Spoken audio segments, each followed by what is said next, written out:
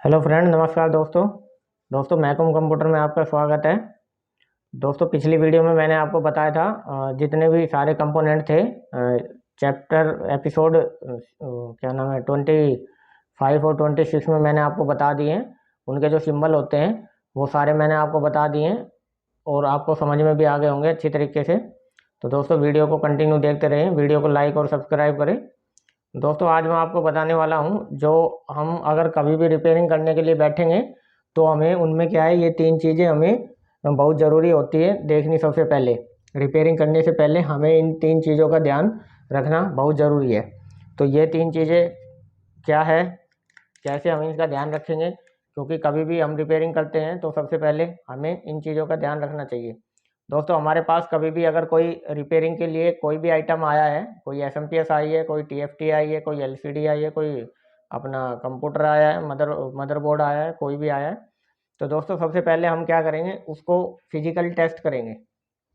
उसकी physically testing करेंगे, उसको ध्यान से देखेंगे पूरे को।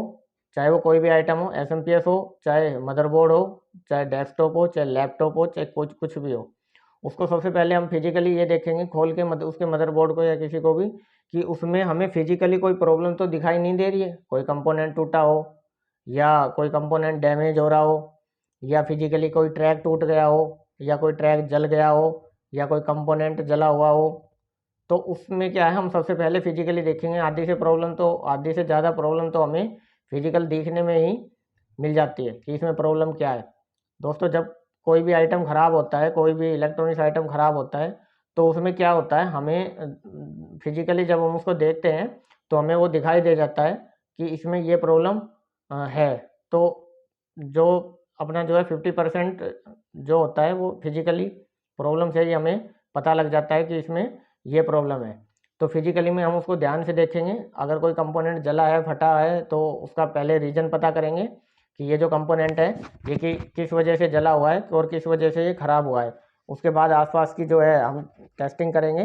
अगर उसमें हमें सब कुछ ओके दिखाई दे रहा है तो उस कंपोनेंट को हम चेंज कर देंगे, और चेंज करके फिर हम उसको चला कर देखेंगे। तो दोस्तों, ये तीन चीज़ें रिपेयरिंग के लिए हमें बहुत आवश्यक है, बहुत ज़रूरी होती है। इन तीन चीज़ों पे हमें खास ध्यान रखना पड़ेगा। सबसे पहला फिजिकली टेस्टिंग, और दूसरा दोस्तों जो हमारा है कूल टेस्टिंग। दूसरा हमारा जो कूल टेस्टिंग है, दोस्तों कूल टेस्टिंग में ये होता है, मान लो हमने फिजिकली टेस्ट कर लिया पूरा मदरबोर्ड, या कोई भी एसएमपीएस, या कोई भी डेस्कटॉप, या कोई भी लैपटॉप, हमने पूरा चेक कर लिया, हमें फिजिकली उसमें कोई प्रॉब्लम नहीं दिखाई दी। तो दोस्तों, स्टार्टिंग में जिस हिसाब से कस्टमर या कोई प्रॉब्लम बताएगा, या हमें पता लगेगा कि भैया इसमें ये प्रॉब्लम है, तो उसी सेक्शन में जाके, हाँ हाँ, सर्किट में जो सेक्शन बने होते हैं उसी सेक्शन में जाके हम उसकी कूल टेस्टिंग करेंगे। कूल टेस्टिंग का मतलब होता है दोस्तों, हम मल्टीमीटर से उसकी टेस्टिंग करेंगे कि जो सर्किट है उसमें सारे कंपोनेंट हमारे ओके लगे हुए हैं या नहीं लगे हुए।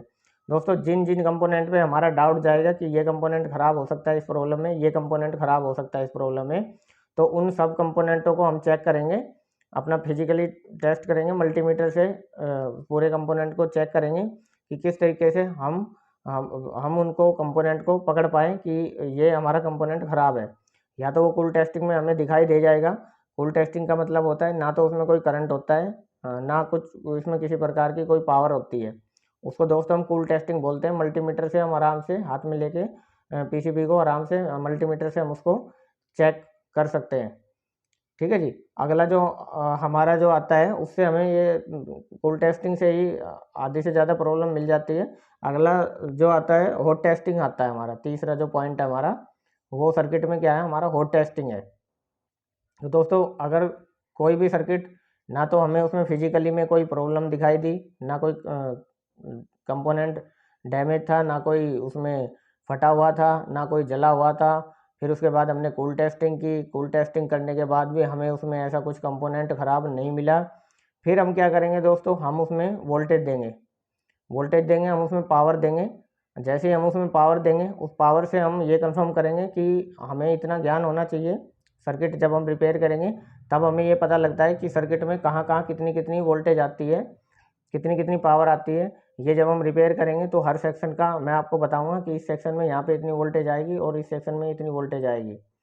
आज मेरा बताने का मोटिव ये था कि जो हमें सबसे पहले जो काम करना होता है रिपेयरिंग में, सबसे पहले हम क्या करते हैं। तो दोस्तों लास्ट का जो तीसरा पॉइंट हमारा, ये हमें बहुत ध्यान रखने वाली बात है। ये तीनों पॉइंट जो है बहुत ध्यान रखने वाली बात है, क्योंकि जब तक हमें अगर ये ध्यान नहीं रखेंगे तो हम खोल के बैठ जाएंगे, उसको पावर लगा के देखेंगे, वोल्टेज नहीं आ रही, हमें कुछ पता ही नहीं है, पता लगे साइड में कंपोनेंट जला पड़ा है। तो दोस्तों ये जो है सबसे पहले हम उसके क्या है फिजिकल चेक करेंगे, फिर कूल हॉट टेस्टिंग। अब हॉट टेस्टिंग क्या होती है? हॉट टेस्टिंग में हम पावर देंगे, पावर दे के हम ये कंफर्म करेंगे कि जो हमारी पावर है, वोल्टेज है, वो किस सेक्शन में कितनी आनी चाहिए, ये हमें कंफर्म होता है किस सेक्शन में कितनी आनी चाहिए। और उसको फिर हम मल्टीमीटर से चेक करेंगे कि इस सेक्शन में यहाँ पे इतनी वोल्टेज आ रही है या नहीं आ रही। ठीक है जी। अगर वहाँ पे मान लो इस सेक्शन में कोई भी सेक्शन हो, अगर उसमें वहाँ पे वोल्टेज आनी है और वहाँ पे वोल्टेज नहीं आ रही है, नहीं आ पा रही है, तो फिर हम उसका रीजन पता करेंगे कि यहाँ पे जो वोल्टेज है वो हमारी क्यों नहीं आ पा रही है। ठीक है जी। तो उसको क्या है, हम कंपोनेंट को चेक करेंगे, कंपोनेंट को देखेंगे, अगर वो ख़राब है तो उसको चेंज करके देखेंगे। और वोल्टेज को जहाँ पे जितनी वोल्टेज आ रही है वहाँ पे हम उसका रीज़न पता करेंगे कि यहाँ पे हमारा कौन सा कंपोनेंट ख़राब है जिसकी वजह से पावर नहीं पहुँच पा रही है सर्किट में। तो इस तरीके से दोस्तों हमें ये जो 3 पॉइंट है, ये कोई भी सर्किट रिपेयर करते टाइम हमें इन चीज़ों का ध्यान रखना बहुत आवश्यक है। और इन चीज़ों में एक चीज़ और भी आ जाती है दोस्तों, कई बार क्या है सर्किट में कार्बन आ जाता है।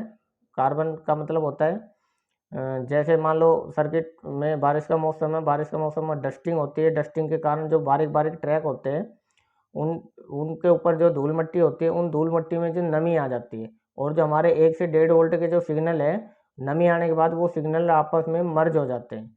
जब वो सिग्नल आपस में मर्ज हो जाते हैं तो हमारी जो सर्किट कोई भी काम करना बंद कर देती है, जिससे कि हमें ये कंफर्म नहीं होता कि प्रॉब्लम कहाँ है। हमें कोई भी फिजिकल डैमेज नहीं दिखाई देगा। कूल टेस्टिंग करेंगे तो सारे कंपोनेंट ओके दिखाई देंगे, लेकिन जब हॉट टेस्टिंग करेंगे तब हमें पता लगेगा कि यहाँ पे सिग्नल नहीं आ रहा है, ये वोल्टेज नहीं आ रही है। तो उसके लिए हम क्या करेंगे, उसके लिए हम पहले अगर कोई भी आइटम हो दोस्तों, कोई भी आइटम अगर हमारे पास रिपेयर के लिए आए तो सबसे पहले हम उसको साफ़ सुथरा करेंगे, उसको ब्लोर लगाएंगे। अगर ब्लोर लगाने के लायक है तो, अगर ब्लोर से भी पीसीबी क्लियर नहीं होती है तो फिर हम उसको वॉश करेंगे। वॉश करने के लिए दोस्तों अनेक प्रकार के लिक्विड आते हैं, एक मशीन भी आती है, उस मशीन का भी हम यूज कर सकते हैं।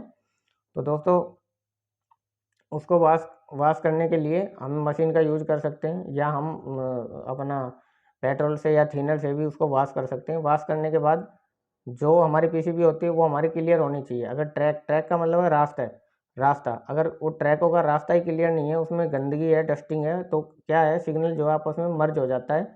उसमें जैसे कार्बन है, कार्बन में नमी आएगी, नमी आने के कारण क्या है सिग्नल आपस में मर्ज हो जाएंगे, और सिग्नल आपस में मर्ज हो जाएंगे तो वो एक स्थान से दूसरे स्थान तक नहीं पहुंच पाएंगे और अपना काम प्रॉपर तरीके से नहीं करेंगे। तो दोस्तों इसके लिए हमें क्या करना होता है, पहले कोई भी आइटम हो सबसे पहले हम उसको ब्लोर लगाएंगे, ब्रश से साफ़ करेंगे, और ब्रश से साफ़ करने के बाद भी अगर वो इस लायक नहीं हुआ कि वो बिल्कुल क्लियर है नहीं है, तो दोस्तों हमें उसे वॉश करना पड़ेगा। वॉश करने के लिए हमें अनेक प्रकार के लिक्विड होते हैं, जैसे कि मैंने आपको बताया पेट्रोल है, थिनर है, और आईपी जो होता है हमारा, वो आईपी से भी हम उसको साफ़ कर सकते हैं। उसके साफ़ करने के बाद फिर हम उसको चेक करेंगे। आधे से ज़्यादा जो प्रॉब्लम होती है दोस्तों वो वॉश करने से ही हमारी सॉल्व हो जाती है। ठीक है जी। लेकिन उसको वॉश करने का तरीका आना चाहिए, ये नहीं आप ब्रश लेके लग जाओ और उसके सारे कंपोनेंट ही वॉश कर दो, उखाड़ दो उनको। तो उस तरीके से वॉश नहीं करना है, वो भी मैं आपको बताऊंगा कि हम किस तरीके से वॉश कर सकते हैं।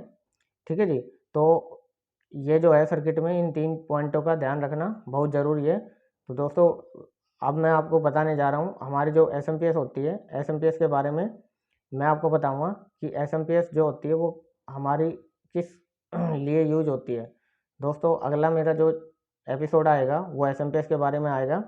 तो उससे पहले मैं आपको थोड़ा बहुत बता देता हूँ कि एसएमपीएस जो होती है हमारी स्विच मोड पावर सप्लाई, मैं सिर्फ आज इतना बताऊंगा एसएमपीएस के बारे में। जो हमारी एसएमपीएस होती है वो हमारी जो है हर डिवाइस में यूज होती है, चाहे कोई भी उपकरण हो हमारा इलेक्ट्रॉनिक्स का। आजकल क्या है जो हमारी जैसे मान लो एक लैपटॉप है, लैपटॉप को चलाने के लिए भी, उसको बैटरी को चार्ज करने के लिए भी एसएमपीएस का प्रयोग किया जाता है। जो हमारा एडोप्टर होता है वो भी एक तरह से पावर सप्लाई है, एसएमपीएस है। ठीक है जी। हम टीवी चला रहे हैं, एलईडी चला रहे हैं, मॉनिटर चला रहे हैं या डेस्कटॉप चला रहे हैं या कोई भी हम उपकरण चला रहे हैं, उसमें क्या है, एसएमपीएस का प्रयोग होता है हर चीज़ में। पहले हमारा जो स्पीकर होता था, बूफर होता था, उसमें ट्रांसफार्मर आता था, लेकिन अब उसमें भी एसएमपीएस का यूज करने लगे हैं। दोस्तों सप्लाई का यूज हर उसमें होता है, प्रिंटर हो गया, कुछ भी हो गया, कुछ भी आइटम हो गया, उसमें क्या सप्लाई का प्रयोग हम करते हैं। बिना सप्लाई के वो नहीं चलती है। मोटर से रिलेटेड जो चीज़ है उनको सबको हटा के एसएमपीएस का प्रयोग किया जाता है। मोटर को चलाने के लिए भी सप्लाई का प्रयोग किया जाता है, क्योंकि उसमें जो सप्लाई होती है उसमें हमारी कांस्टेंट वोल्टेज आती है। कांस्टेंट वोल्टेज का मतलब अगर आगे से हमारी चाहे 150 वोल्टेज आए, चाहे 200 आए, 220 आए, 240 आए, लेकिन आउटपुट में अगर हमारी 12 है, 15 है, तो वो 12-15 ही रहेगी। वो ज़्यादा या कम या ज़्यादा नहीं हो सकती। ठीक है जी। तो इस प्रकार से जो है एसएमपीएस का प्रयोग होता है। तो अगली वीडियो में मैं आपको बताऊंगा कि जो हमारे जो एसएमपीएस होती है, पावर सप्लाई होती है, हमारी जो डेस्कटॉप की पावर सप्लाई होती है, वो किस तरीके से काम करती है, और उसकी जो पिनें होती हैं, जो हमारी उसकी पहले 20 पिन आती थी, अब 24 पिनें आने लगी है, तो उन पिनों का क्या क्या यूज है, और उन पिनों में, उन वायरों में जो अलग अलग कलर की वायरें होती हैं, उन वायरों में कितनी कितनी वोल्टेज होती है। ठीक है जी। तो आज के लिए इतना ही। वीडियो को पूरा देखें, अंत तक देखें। वीडियो देखने के लिए बहुत बहुत धन्यवाद।